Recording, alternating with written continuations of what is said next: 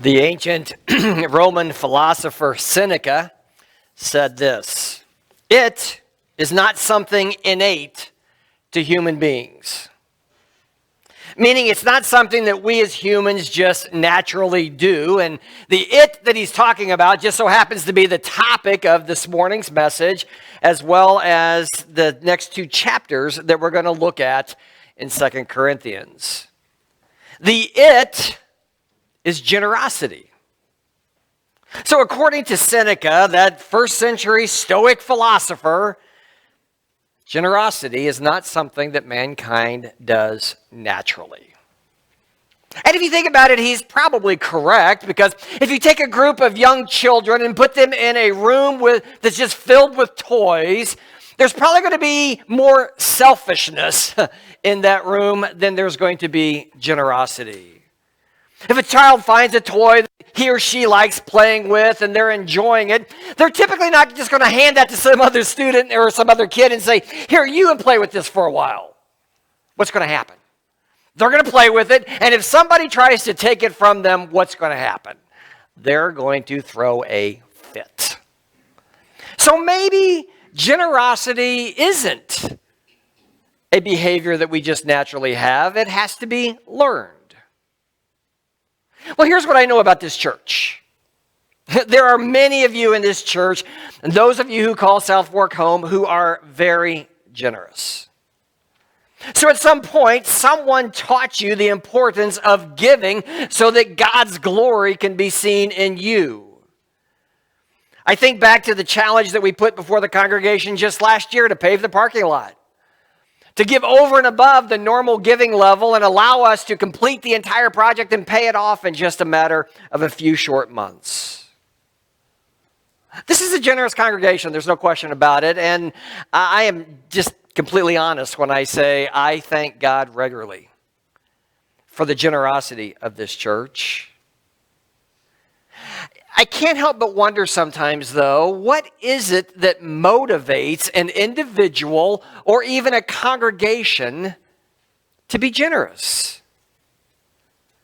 I can't help but think that sometimes, and especially I've heard them in my own life, is that teachings and messages about fear are presented when we talk about giving.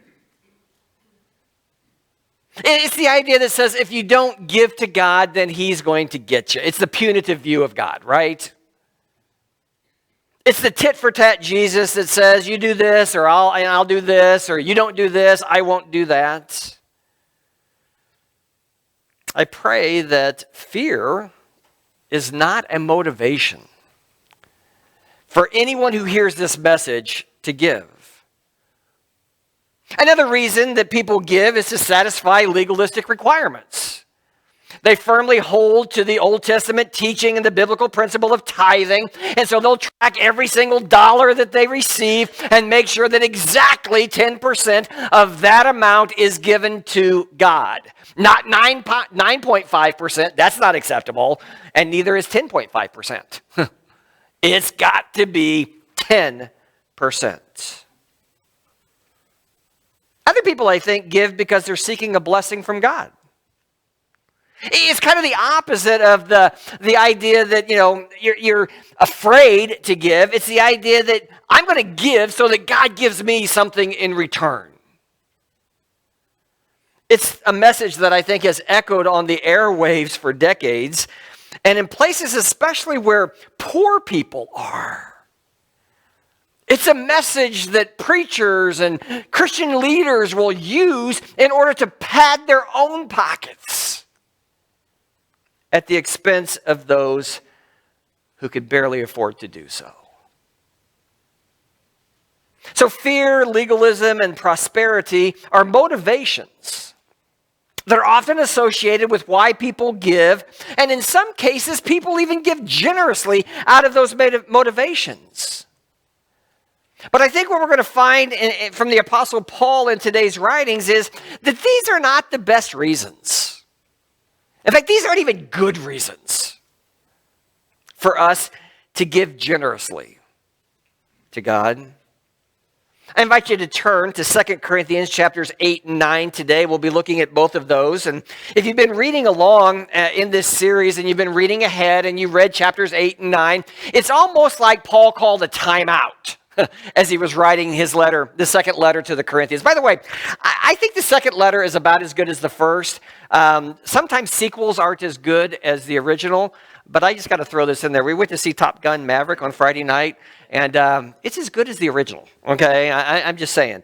And it just confirms that, you can have success in a sequel, which I think Paul does in 2 Corinthians as well. What happens in 2 Corinthians is Paul calls this timeout. And he says, you know what, I've been defending all of my ministry and all of those things and doing some admonishment. Now I'm going to talk to you about an offering. I'm going to talk to you about giving, he says. So our series is called Connections, and I think it makes sense that Paul would connect his writing about this offering at this point in the letter. And I say that because there are some people who study 2 Corinthians who say, you know what, this was added later. Paul didn't write it this way. It was inserted later by some scribe or some person who was editing Paul's work. But if you look at it close enough, I think it makes sense that Paul is connecting what he'd been talking about Titus in chapter 7, talking about this new confidence that he had in the Corinthians, and talking about this church in Corinth connecting through an offering that he was collecting for people in Judea. So today, let's see if we can find out what Paul says, the wisdom that he gives to us regarding giving, generosity, and a church like South Fork. One of the first things that I think we can see in Paul's writing, and it's true universally, and that is that in every situation involving the giving of money, there must first be a need to be met. There must be a need to be met. Now, I don't know of anyone, maybe you do, I don't know of anyone who just walks around handing out money to people without there being a need that they're trying to meet. Now, I thought about saying the federal government, but I'm not going to go there, okay? In the case of the need that Paul's talking about in 2 Corinthians, we have to go back really to 1 Corinthians chapter 16 when he first introduces this need to this church. So if you want to turn back, you can. Just look at 1 Corinthians chapter 16, verse 1. This is how he introduces this idea of this offering. He says, now concerning the collection for the saints. And then he goes on and gives them a little bit of instructions. But if we really understand what's going on in this collection, we really have to go to the letter that he wrote to the church in Rome and look at Romans chapter 15, verse 25, and we can start to piece together a little bit more information about this offering that he's talking about in 2 Corinthians. To the Romans, he says this, at present, however, I am going to Jerusalem, bringing aid to the saints. For Macedonia and Achaia have been pleased to make some contributions for the poor among the saints in Jerusalem. So we can begin to see who this offering is being taken for. We can begin to see who's been taking up this offering for him. And if you remember, Achaia is the very region where Corinth is located, or was located. And Macedonia is where he was writing the letter to the Corinthians, probably in Philippi. So can you see the connection that he's trying to make between these churches, the ones that he's helped start? We're not sure exactly what was going on in Jerusalem that would cause him to want to do this offering. But there were some people, either because of maybe a famine that had gone through, or maybe it was just an ongoing economic need of certain followers of Christ in the area, that Paul felt compelled to collect money for them and to take it to them. If you think about it too, this makes a really neat connection, a really cool connection between the Jewish community and the non-Jewish community. Paul was raised a Jew of Jews. He came out of that background, and that's what this whole church in Jerusalem started as. What did Paul do? He went to the non-Jews. He went to the Gentiles. And he started ministry with them. But what did he want to do? He wanted to connect those two groups of people so that they could be one church. They could have a unified commitment of helping those who were in need. Also, I think he wanted the Gentiles to understand, you know what, if it weren't for the Jews, if it weren't for these saints who had sacrificed so much, you probably wouldn't be hearing about Jesus because I wouldn't be here. It's like the connections are so many and so deep in this book. And because of those connections, he's inviting these people to help people that they've never met. Now, maybe if some of these people had been at Pentecost, they would have rubbed shoulders with some of these people out of Judea who were in need, but I don't know that that happened. In 1 Corinthians, he shared the need. And he invited them to start setting aside money. In 2 Corinthians, he's telling them, you know what? I'm sending my guys. I'm sending my guys to collect the money that you have collected. And by the way, Titus is one of those guys. You know him well. He was the one who wanted to do this collection with me. And so he's coming to the church to pick up the money. But I'm also going to send some other guys with him. And I want you to listen because I think this talks about some principles of giving that are very, very important. Look with me at 2 Corinthians chapter 8, beginning in verse 16. And I want you to note all of the things that Paul goes through to make sure that this offering is handled with integrity. Beginning of verse 16. But thanks be to God who put in the heart of Titus the same earnest care I have for you. For he not only accepted our appeal, but being himself very earnest, he is going to you of his own accord. With him we are sending the brother who is famous among all the churches for his preaching of the gospel. Oh, I wish Paul would have told us who that was. Some people think it may have been the physician Luke. But we just don't know who this person was.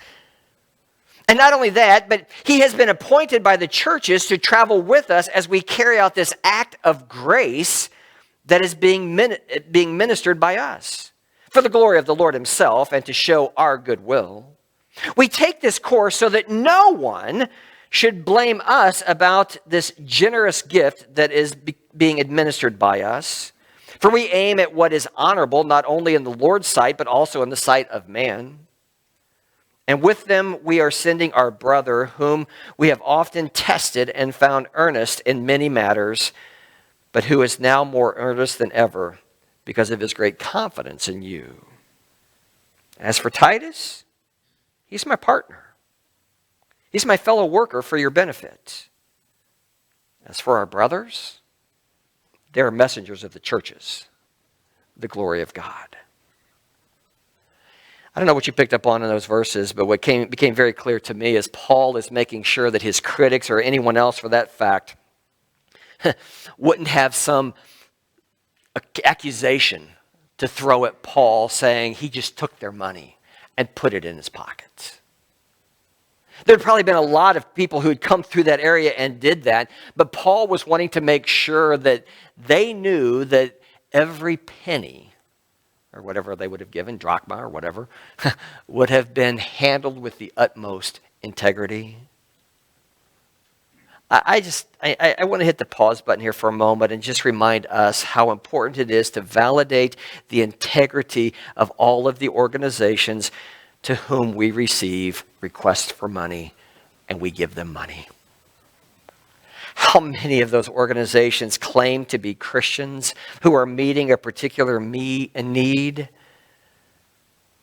We need to make sure that they are who they say they are. We need to make sure that they're following the same types of principles that Paul was following here. I know that in Sharon and I's family, there have been people who have received an opportunity to give from different organizations, and they have given a lot of money to them.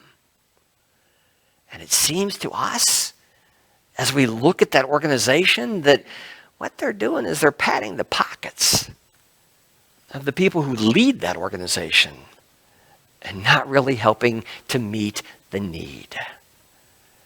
So I share that because we live in a day and an age where the requests are just endless.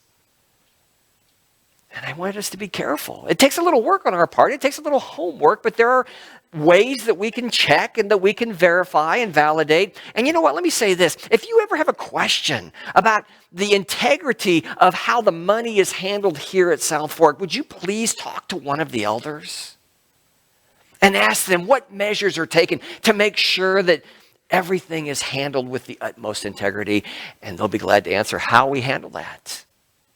Because it's important, not just to Paul, but it's important to churches like South Fork as well. So let that be a quick reminder concerning those to whom we give our money. But that doesn't seem to be the focus of Paul in these two chapters. What I see him really wanting to do is to give us some principles to guide our giving. And what he anticipates is if we follow these principles, then our giving is going to become generous. There are 6 that I want to share with you out of these 2 chapters. I'm only going to pick the first 2 today, and then I'm going to pick up on the other 4 next week. But I really think that this is how we should manage or govern our giving, especially if we want it to be generous. So just as there must be a need to be met in every given situation, there also must be principles to be followed. In the Old Testament, the principle that we're most familiar with is what? Tithing. But do you realize there's no command in the New Testament for believers to tithe? It's because I think the expectation in the New Testament is that we've moved beyond that legalistic requirement of the law, and we're living according to what it means to be under the complete lordship of Jesus Christ. But for some, it's just easier to maintain a legalistic requirement. But for those who want to live by faith in Christ, I think Paul gives us some very helpful principles that we need to look at in chapters 8 and 9, that if we apply them to our lives, we indeed will be generous givers. So let's look at the first wisdom that he gives us, I think, about giving. And this one's so key. This one is just the umbrella for everything else. And it's we give because of God's grace. We give because of God's grace. Earlier, I mentioned 3 popular reasons that people give money to God: fear, legalism, and seeking prosperity. Guess what? None of those are in Paul's vocabulary. You're not going to see any of those in these chapters, because for him, it all comes down to God's grace in our lives. Let me just throw in this reminder that grace is when we receive something that we don't deserve. Wages we deserve for the work that we do, but the fact that we even have a job to earn wages can be seen as a gift from God, can it not? If we wanted to go into the world of extreme legalism, the moment we disobeyed our Creator God and we knew the punishment for death was for the punishment of sin was death, what should have happened? We should have died. It's only by His grace that we're allowed to work and enjoy life. So the fact that we receive wages from our work, I think, is just a sign that God has given grace to us, and He wants us to be happy and enjoy this life on earth. And He connects all of this to giving, I think, in the beginning of chapter 8. Look with me at 2 Corinthians chapter 8, verse 1.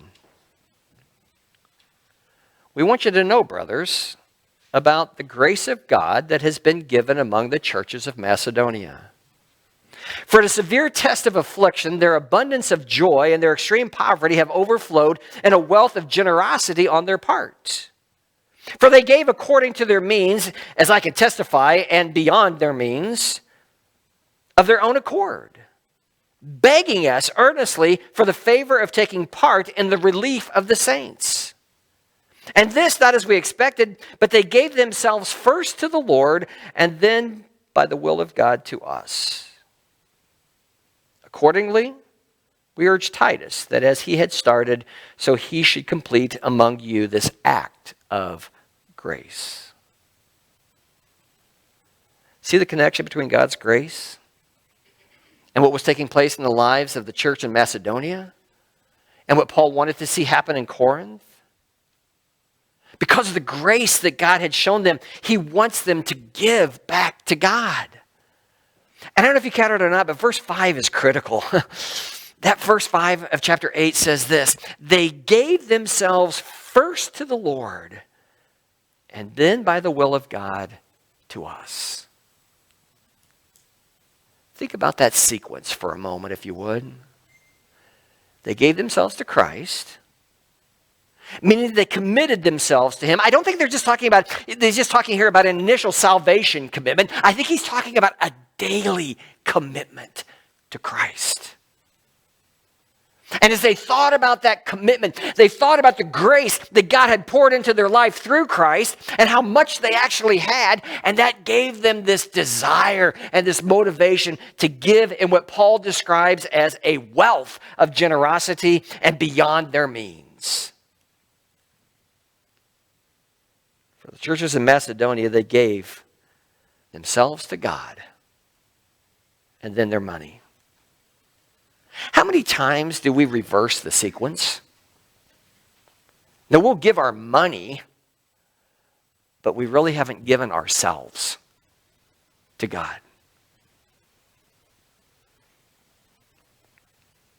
That in itself might be the reason why many of us never achieve a level of generosity.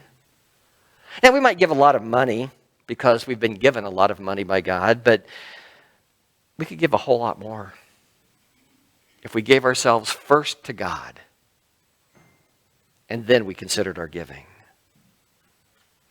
The thing for all of us to remember is our giving should be motivated by the abundance of God's grace in our lives. And so the more we reflect on that grace, the more we're going to realize how much we've received from the moment of salvation on, and we're going to want to give and give back to God. So is grace our primary motivation for giving to God today? Here's what I think we'll find happens. If the main reason we give is fear, or a legalistic requirement, or to seek God's blessing, we're probably not going to do it with joy. And in chapter 9 that we're going to look at next week, joy in giving is a very, very important factor in our relationship with God. Giving because of grace, I think, puts a smile on our face and then makes us ask, how can we have more joy in our lives? This principle alone causes me to pause when preaching or talking about tithing in today's world. It really does. Because I think about all of the sermons that I've preached and that I've heard on the topic of tithing. And you know what? There was never a lot of joy in that. Because when we do that, it's just to meet an obligation, isn't it? We just do it because somebody told us we had to. And it's really easier, isn't it, to just pick a number than to give ourselves daily to God? Because God may require more of us today than 10%. And there may be other days where God says, I know this is not the right time for you. I know this is a time where, you know what, if you could just give me this small amount, that will show that your faith is still in me. Part of what I wanted to do in this message today is to give you a preliminary definition for generous giving, and perhaps the best one I can give you is this. Generous giving is giving in response to God's grace. God isn't concerned about how much we give. He's concerned more, and throughout the New Testament, that we give because of His grace. That principle in enough is probably enough for me to stop right now and for us to go enjoy some ice cream and think about it the rest of the week. But you know what? There's one more principle that I want to throw in real quick. And this principle is simply this: giving is a spiritual gift for some. Giving is truly a spiritual gift for some. Spiritual gifts, as we know, are those supernatural abilities that the Holy Spirit gives to different people, believers within a church, to make sure that the church has everything it needs to function. We normally think about spiritual gifts. What do you think about? You think about leadership, faith, teaching, prophecy, speaking in tongues, interpreting. But you know what? In Romans chapter 12, Paul lists generous giving as a spiritual gift. In 2 Corinthians chapter 8, verse 7, he's encouraging the Corinthians who have this gift to use it. Look at verse 7. He says this: "But as you excel in everything, in faith, in speech, in knowledge, in all earnestness, and in our love for you, see that you excel in this act of grace also." That phrase, the act of grace, is the translation of the Greek word charis, which is where we get the word joy, which is the word that's used to describe these gifts, all of these gifts that God has given to the church as spiritual gifts. So Paul is talking here about this gift of giving actually being a spiritual gift. There are some people in every church who have been given the ability to give at levels that are above what other people can give because God allowed that, or God gifted them to do that so that the church could do what he wants them to do. And these are the people who love to give. They realize because God has given them so much grace, they just want to give more. And they find more needs in this world that they can help meet. We had a couple in Connecticut. I think I've mentioned them before. Their names are Earl and Linda Brown. They were an older retired couple who I baptized on the deck of their house in the middle of a New England winter. Okay, it was in a hot tub. Okay, so it was pretty special to be able to baptize them there. They had used their money very wisely to the point that, you know what, they had no financial needs for the rest of their life. And after giving their lives to Christ, Earl said to me, "You know what, I'm going to see if I can outgive God." I said, "Good luck with that." He wasn't doing it so that he would get more. He just wanted to see what happened. And guess what? They would give large sums of money. And then I would hear things like, "Dave, you won't believe this, but we have more money now than we've ever had." So now you didn't give so you could get. No, not that at all. So we started talking. And we determined that when they became faithful followers of Christ, he gave them the spiritual gift of giving. And they loved it. And I'm convinced to this day in their church in North Carolina where they live now, they're probably some of the most generous givers in that church because they have that gift. We have to remember that God gives some people the ability to give beyond what is normal for the rest of us, and that's okay. If we're not one of those people, he's given us another he wants us to use. But for those who he gives that gift to, he wants you to love, to be able to take the grace that he pours into your life and to pour it back into the life of his kingdom here on earth. There were people in Corinth that Paul thought needed to develop that gift. There are people in this church who I think probably have been given the gift of giving because I see the joy that comes when you give. From time to time, you know that I confess certain things to you as a congregation, and today I need to make a confession to you, okay? Preaching on giving is not one of my favorite topics to teach on.